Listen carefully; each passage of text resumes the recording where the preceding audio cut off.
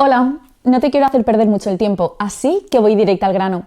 Si quieres escuchar el audiolibro completo, echa un vistazo al enlace en la descripción. Podrás disfrutar de una prueba totalmente gratuita que te dará acceso a un amplio catálogo de audiolibros.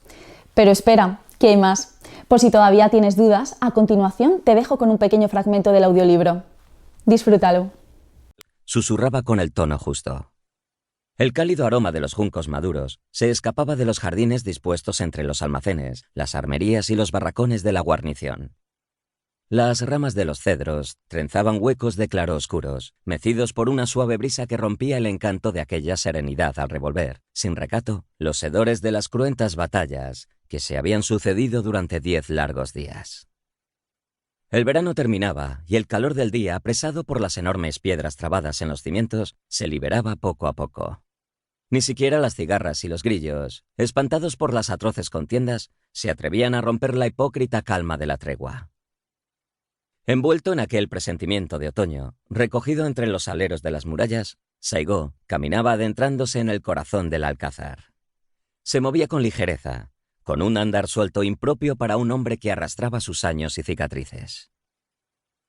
Los duros jeta de madera que calzaba apenas hacían ruido cuando apoyaba las suelas, pero cada paso se acompañaba de un desagradable tintineo.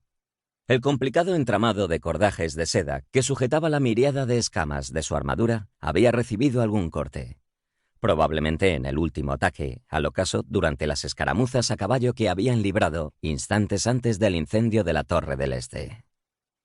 Cuando, una vez más en aquel interminable asedio, Torii Mototada, el daimyo del castillo de Fushimi, había dado la orden sin temer la aplastante superioridad del enemigo. Y, una vez más, había resultado evidente que los 2 centenares escasos de supervivientes poco podían hacer contra los casi 40.000 aceros del ejército comandado por el magistrado Ishida Mitsunari.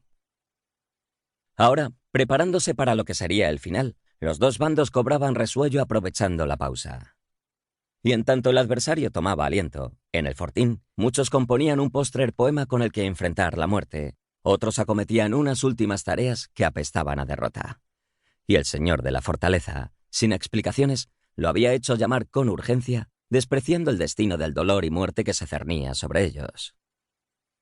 Le parecía recordar el silbido agudo de un disparo que había pasado demasiado cerca, aunque Saigó no dedicó un solo pensamiento a esa o a cualquiera de las veces que había estado a punto de morir en aquella sarta de días esculpidos a sangre y fuego. Se palpó el costado del peto hasta encontrar las launas que la bala había rozado. Las liberó de los cabos deshilachados y las guardó bajo el cote que protegía su antebrazo izquierdo. No quería perderlas. A excepción de su hijo, al que no veía desde hacía demasiado tiempo, aquella desgastada armadura y su par de sables eran cuanto le quedaba de su vida anterior.